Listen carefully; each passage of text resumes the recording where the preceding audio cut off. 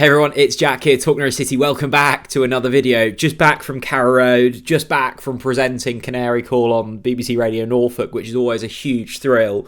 And I've just about thawed out on a freezing cold afternoon at Carrow Road, Norwich City, on the end of a bit of a mauling from Brighton, 4-0 against Premier League opposition in FA Cup third round action. This was always going to be a serious test, especially after we saw the team news. Brighton were strong. They had Matoma out, they had Ruta out. I thought Minter on the right hand side was sensational. Baleba in the middle of the park, Estupinian.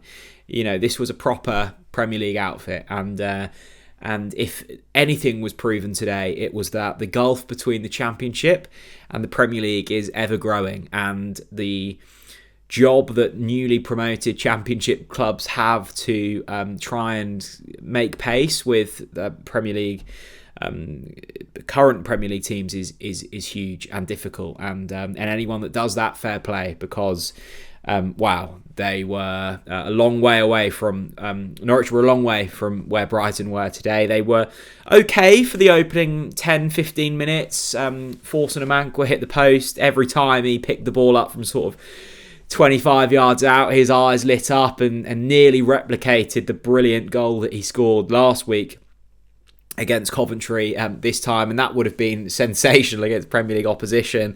And I thought Norwich were good. They pressed Brighton well, they forced Brighton into making errors, they defended resolutely and actually looked really comfortable in possession. And Norwich needed to take a chance in that opening kind of 15 minutes. They didn't carve anything out particularly, but they had a lot of the ball and they looked comfortable in possession. And I think from that point on, the Premier League quality of Brighton shone through. I mean, all of the goals really were avoidable. There were two good finishes in that of March, and I thought the Nzisco goal, although from our mistake, was a really good finish from a tight angle.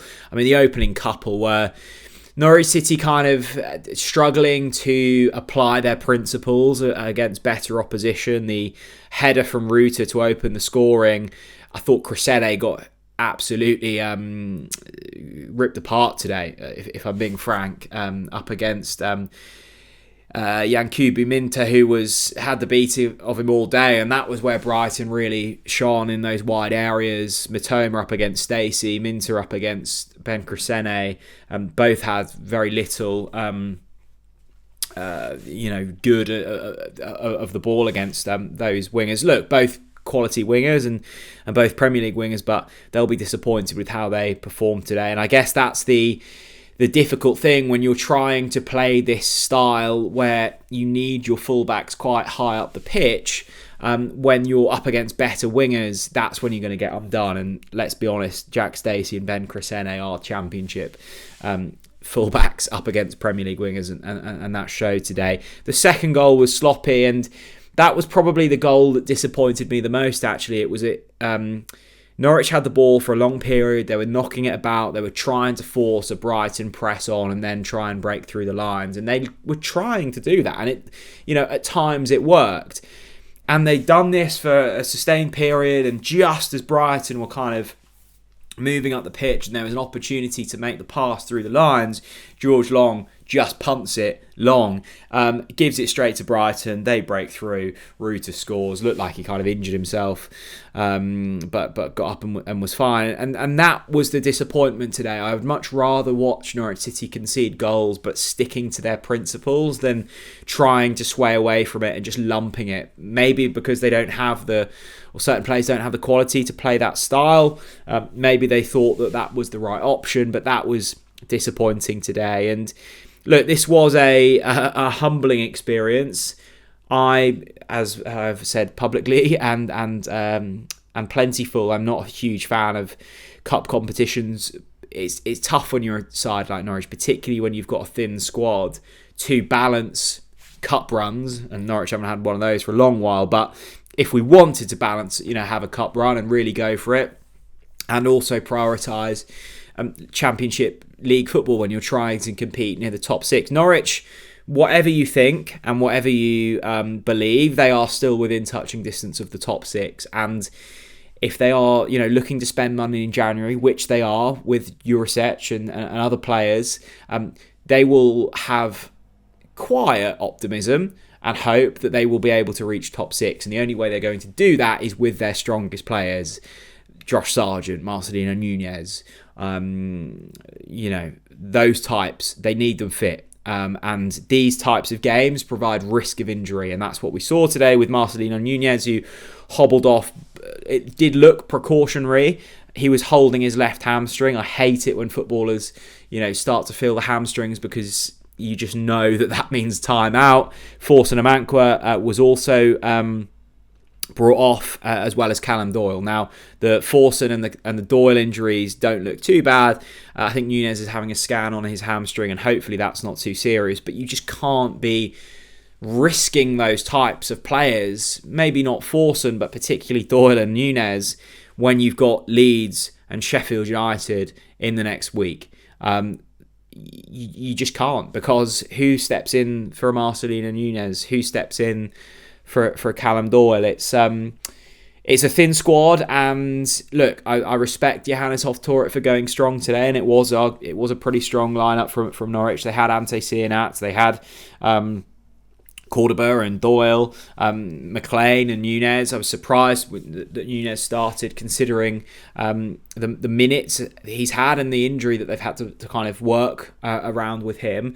But I guess who else do you play in there? Because the difficulty of having the thin squad is you kind of your hand is forced slightly. You have to play your stronger players maybe when you don't necessarily want to. But there were signs from this Norwich side. I mean, the positives are Josh Sargent was in for the final 15 minutes and looked very bright. I think he is a serious step up from Ante Cianat, if we're being honest. That's not necessarily a criticism of Ante Cianat, and I think there's a player in there with Ante, and he will come to shine, I'm sure, with time. He's still very young. He's 21 years old.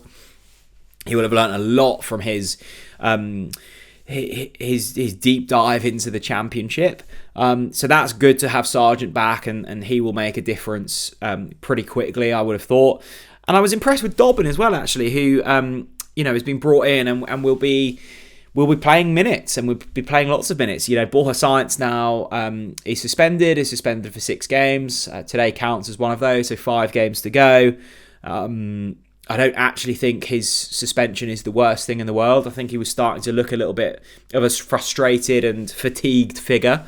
So we shall see what happens with life without Borja for a month. But Dobbin looked okay. He looked sharp. His movement was good. He got in some good positions, and I think there's some hope there. So look, this was a game to forget. It was pleasing to see Carrow Road so full. I mean, it was pretty much a sellout. I hope, hopefully, the young kids that this would have been their first exposure to Norwich City, they've not been put off too much.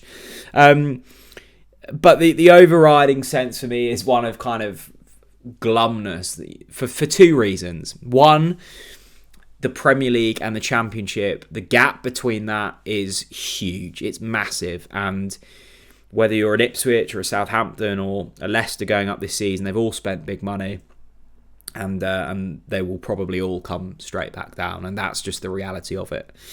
And the other thing that makes me slightly glum, and although Brighton have spent serious money, Norwich were Brighton 10 years ago. We were at a very similar level. We were actually better than them for large periods over that kind of early 2010s and 2011, 2012, 2013, Norwich were ahead of where Brighton were at, and their use of data and their clever recruitment, and yes, they have spent significant amounts of money thanks to Tony Bloom, but the likes of Brighton and Brentford under Matthew Benham have gone streets ahead of Norwich City. And let this be a lesson, and let this be motivation for the Atanasio group and Ben Napper and Johannes Hoftorp to really knuckle down and find something and be clever and use funds correctly. And I'm sure that they will do that. The Atanasio group are huge on data, and Brighton have done very well using that. I thought they were good today. Really, really good. So there we go. Back to a frightening week of Championship football ahead. Sheffield United away, followed by Leeds United away. The 2 toughest away games back to back. Not sure if that's a good thing or not. Might be good to just get those out of the way and try and find something. But there we go. Let me know what you think. I am not going to lose sleep over that at all. It wasn't a great day at the office, nor was it a disaster. The final score was Norwich City 0, Brighton and Hove Albion 4.